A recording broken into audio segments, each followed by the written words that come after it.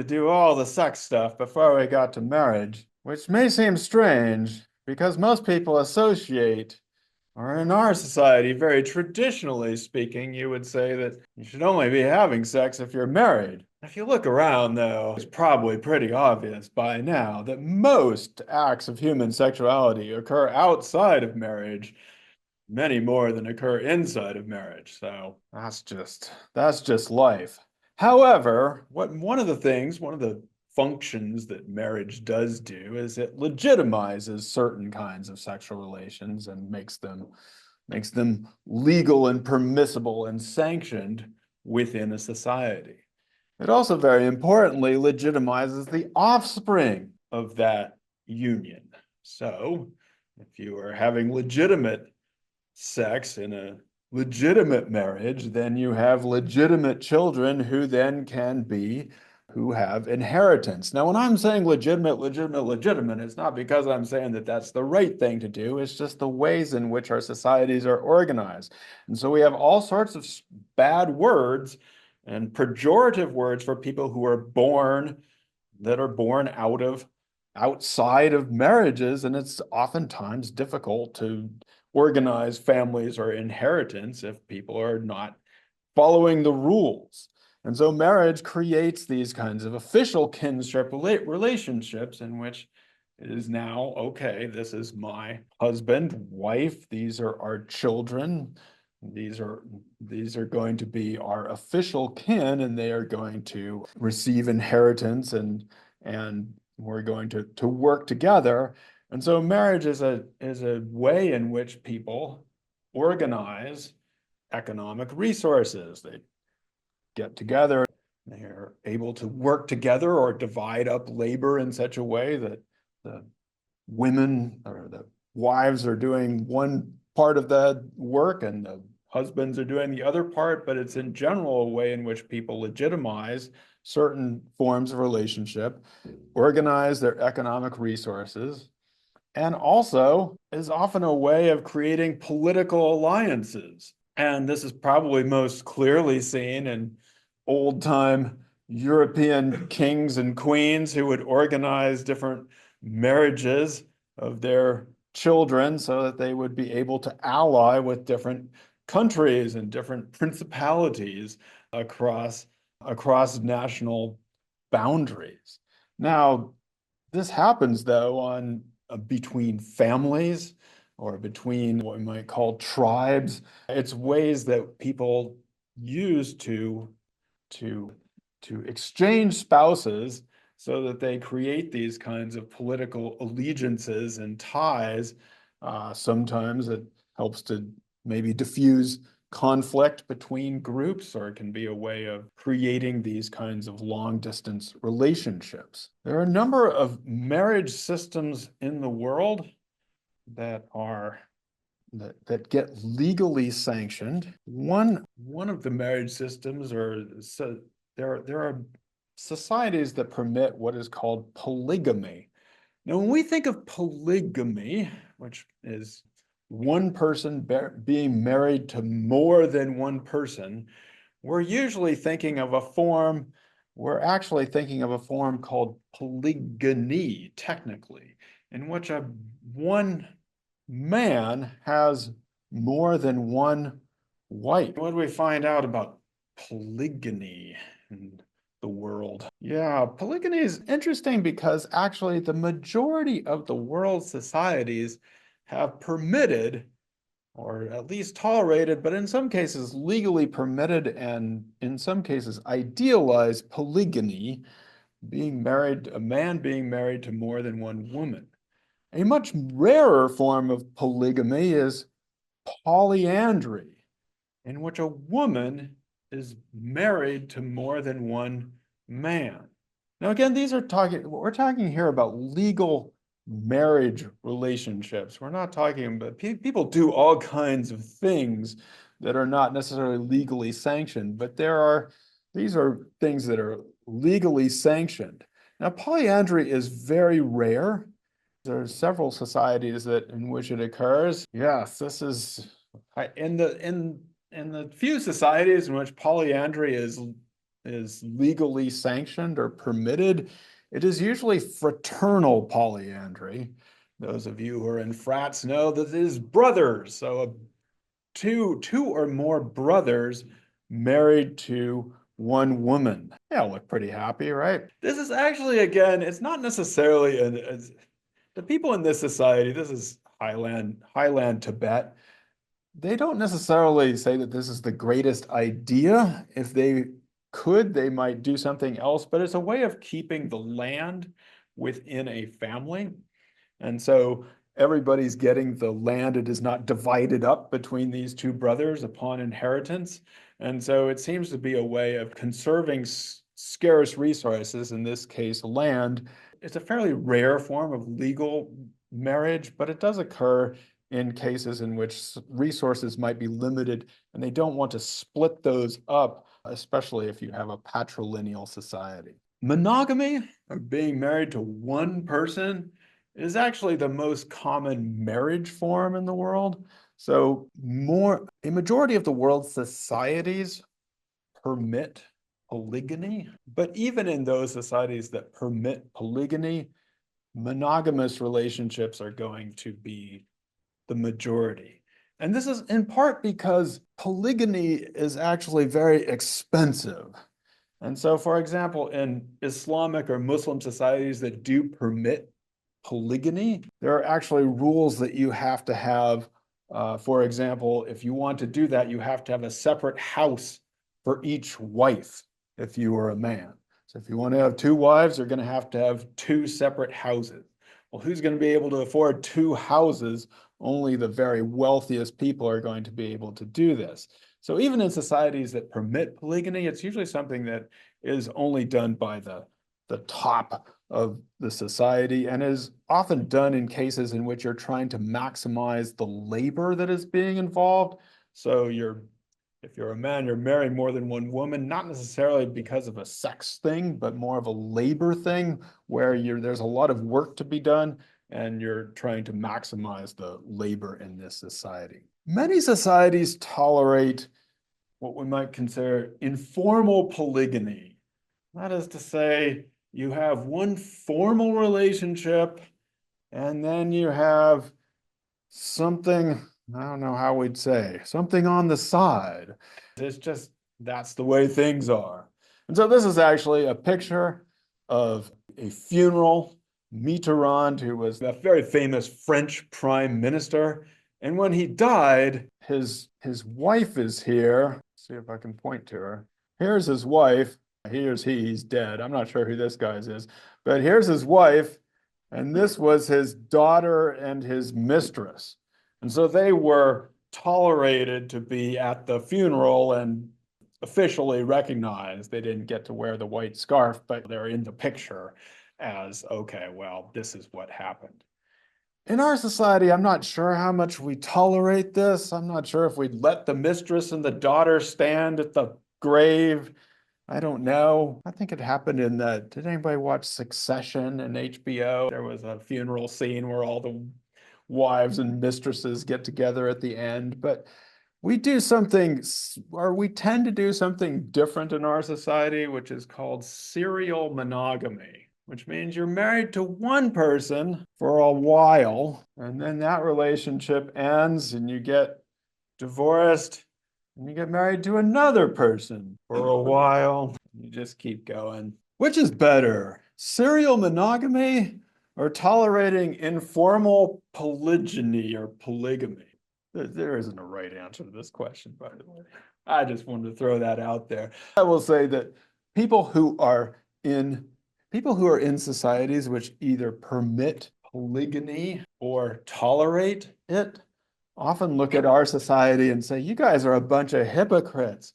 You say you're monogamous, but all you're doing is serial monogamy. Why don't you just chill out and be like us and tolerate informal polygyny and we'll all be happy? Now, I'm not saying they're right or we're wrong. It's just, I think that the French sometimes look at us and like, what are you guys getting all excited about?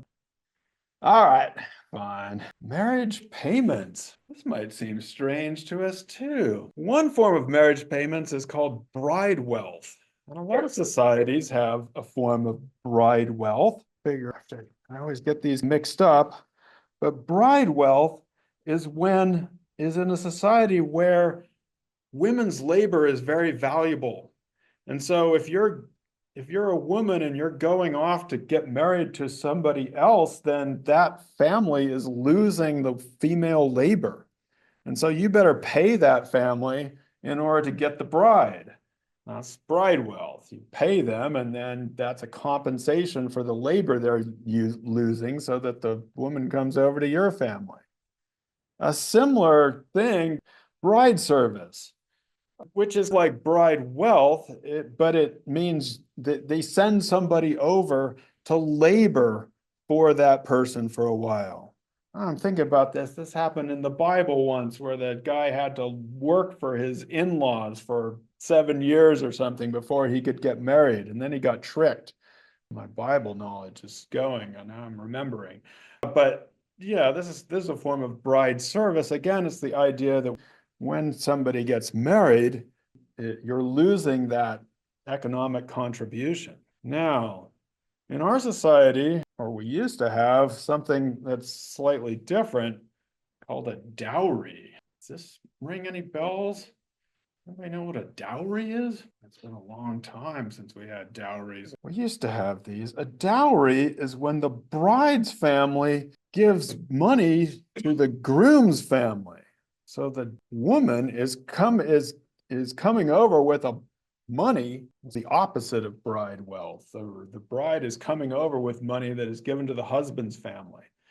And in that case, it's the opposite. The idea is, oh, we're giving you money so you can take this woman off of our hands. Thank you for getting married so we don't have to care for this person anymore. It's a funny idea, but in all of these cases, there's an economic transfer based on whether the woman is considered to be a valuable resource for labor or a burden on the family. Now, the other thing that happens is that people move to different places. We talked about this a little bit in the last class, how in some cases what's called patrilocality, the bride or the woman leaves her household and goes to live with the male side. Of course, you can also have matrilocality, which is where the man leaves and goes to live with the bride's family. Ambilocality basically means you could have both, so they can't decide what the pattern is. And, well, let's just look at this map for a second. You can see here that in many different societies, there are different forms of doing this. There are local societies, there are matrilocal societies, there are ambilocal societies. What are we? What's our society? Yeah, it's a trick question. Ambilocal would be the best answer, but the best answer is actually neolocal, in which you're supposed to have a new house. You're not supposed to get married and move in with your dad. You're not supposed to get married and move in with the other family. To be married, you have to be able to have a new house all to your own, or that's the ideal. Now, in practical terms, we do sometimes, you'll notice that many people don't go so far from either the mother's side or their wife's side or their father's side. So in practical terms, in some cases, we tend to be either more patrilocal or matrilocal, but the ideal is you don't get married until you are neolocal. And actually, that's one of the reasons why people are finding it difficult to get married these days and why the age of marriage has increased so much is because it's hard to get a house, it's hard to buy a house. And so if you want to establish a truly neo-local relationship where you're getting a new house, it's become financially difficult to do that. But that is what you're supposed to do. By the way, we talked about also patrilineality, where your things are passed down through your father's side. The father's side is where you get inheritance and things like that.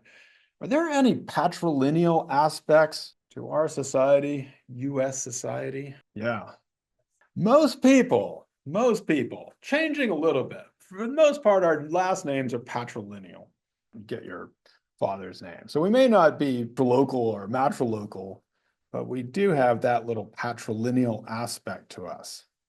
What's going on there? What are they doing? There you go. You got your local male and local kids, but the mother's wife is coming in from somewhere else. So you can use this to try and figure out what their marriage relationships were like in the past.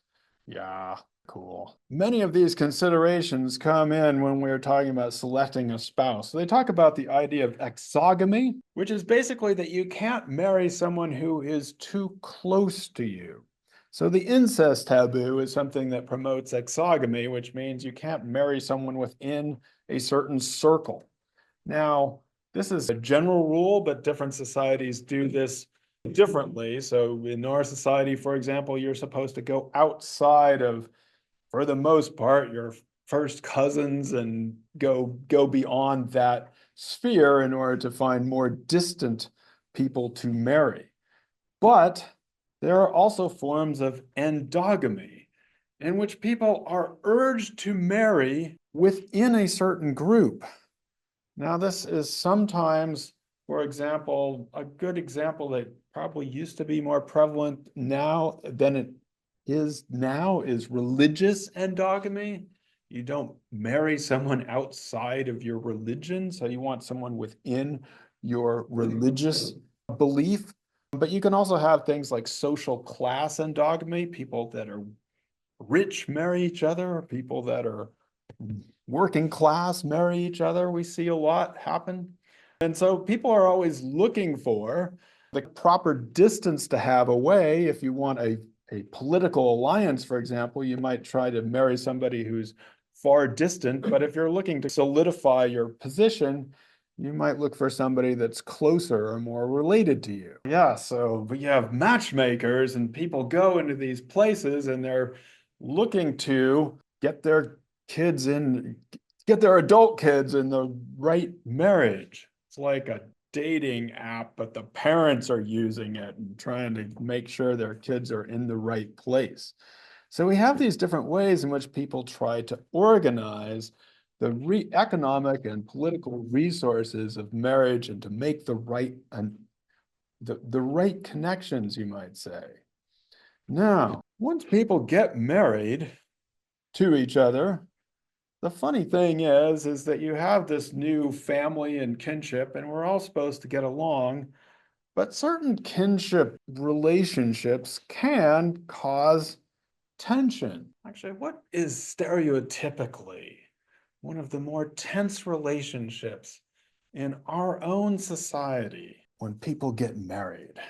A source of tension and conflict, potentially. Yes. The wife and the mother-in-law, yes, the in-laws are often a source of tension even in our own society. There's all kinds of mother-in-law jokes and things like that we have to express that. Interestingly, this happens in other societies as well. That's right. So there are certain terms that you use when you're around your in-laws, or you have avoidance speech and avoidance actions. Now, this is not absent from our own society. We have mother-in-law jokes, which might be considered to be a form of avoidance speech. In some societies, they don't mention this, but there might be what is called a joking relationship. And so that's one thing they use. It's the opposite of avoidance speech, in which there'll be fun words exchanged between the mother-in-law and in the case of the joking relationship, it's usually the husband and his mother-in-law. And so what it signifies is that this society recognizes that this is a source of possible tension. And so it either diffuses it by avoidance, I'm not going to talk to that person, or you can diffuse it by magnifying it and making it into a form of jokes. Now, what I said, he didn't like this because families should be together and they shouldn't be avoiding each other, and you should love your in-laws as you love yourself. But what people might be getting a little bit weirded out about by now is that we've talked about marriage as economics, we've talked about it as marriage as payments, as politics, as legitimizing, as exogamy and endogamy. What are you wondering about in terms of marriage and how we usually think about it? What have we not talked about here? What is marriage supposed to be about in our world? I've been sucking all the joy out of it. Who are you supposed to be married to? Love! What happened to love? Come on, man. What are you doing? You're supposed to find your soulmate. You're supposed to be in love. What is these anthropologists doing? Sucking all the love out of marriage and talking about the economics and bride service. Sounds like a bunch of weird stuff to me. So, what I first want to say is this. Something like love is probably recognized in all societies. And so sometimes it is true that people only look at the practicality of things, especially when they're looking at other societies. But in almost all societies, people do recognize that people have love and affection and even something like romantic love.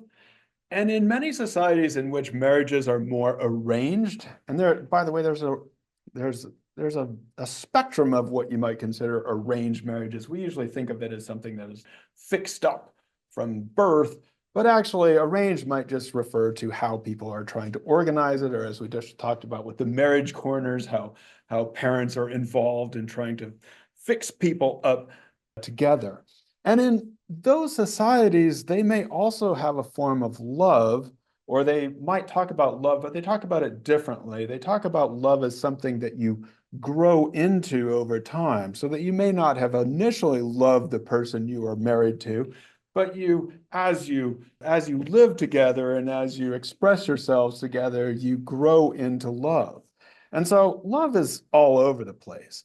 But the idea that we should use romantic love as the basis for why we get married to somebody is actually relatively recent. And what I mean by relatively recent is probably in the last couple hundred years or so. And so if you read, for example, novels from Jane Austen or something, they're still talking about fixing people and arranging marriages, but there's also this idea that you're supposed to marry somebody that you love. But the thing is, most and people who are serious about marriage, you might say, would say that romantic love is just too fleeting. It's too fickle. You can't base your society, you can't base your marriages on that. You might be in love with somebody, but to base a marriage on that would be nuts. Because how many people are you going to be in love with before you get married? Right? You don't want to get married to the first person you fall in love with. And most of the time, when you're in a relationship, and then all of a sudden that person falls in love, they're usually falling in love with somebody else, and then they're out, and then you're in trouble. So in these societies, they'd be like, all right, well, you can be in love, but we're not going to base our marriage for that. Now, as your textbook says, not just in our own society, but around the globe, people have now adopted the idea that we get married because of love. So this seemed to be basically on the rise. It's associated with more capitalist forms of marriage and as is true all over the world. There are some societies, though, when I said seem to be on the rise, there are some societies who are disillusioned with this because it doesn't always work out the way they wanted it to and are going back to the idea of, hey, we need more guidance in our marriages. This love thing isn't working out the way we thought it should be. But it's not that people don't recognize love, it's just that they don't think of it as the basis for marriage. Now, in our society, we believe in love and that you should find your soulmate. The strange thing is, though, that in our society, statistically speaking, we are free to marry whoever we want, or at least we have been for a while. But most people in our society statistically marry someone in their own social class. Probably 95% of marriages in this country, more or less, are between people in basically the same wealth or income level.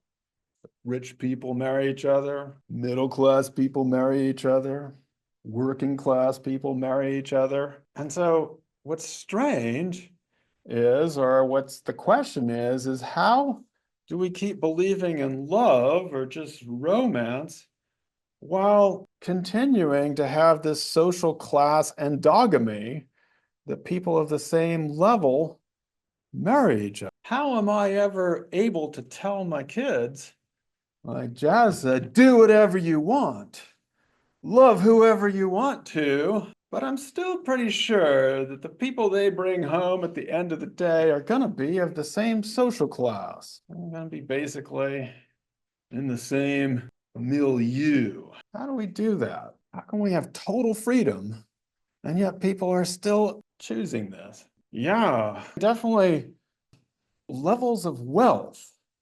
And the thing is that the most expensive thing that most people have is a house. That's the biggest resource that most of us have, except for you billionaires, but none of you said you were billionaires. Most of us are mostly invested in our house. And that means that for the most part, you're going to meet people of the same wealth level based on where you live. So you don't just meet anybody. Your housing level, wherever that is going to be basically the same. So for the most part, this is a sorting mechanism in our society. And it's one of the reasons that our public schools are just as segregated as they were before Brown v. Board of Education, is because of the wealth levels that people move to and try to get to in different parts of society. However, there's another sorting mechanism that we use that helps people get married to each other of the same social class, even though they may not originally know each other and come from far away. I grew up in Montana. My wife grew up in New Jersey, very far apart zip codes. How did that happen? There's another sorting mechanism we use, and you're all sitting in it. Yeah. College. College is a great place because you get people basically of the same social class together and the same education levels, and you get them together, and then you get all the hormones firing away, and you get all the stuff that you're supposed to do at college and all the mixers. And what's basically is another way in which people of the same social class. And so people that don't go to college meet each other, people that go to college meet each other, and basically at the same social class level as they were. And yes, that's how my wife and I got together. College, so different yet pretty similar social classes.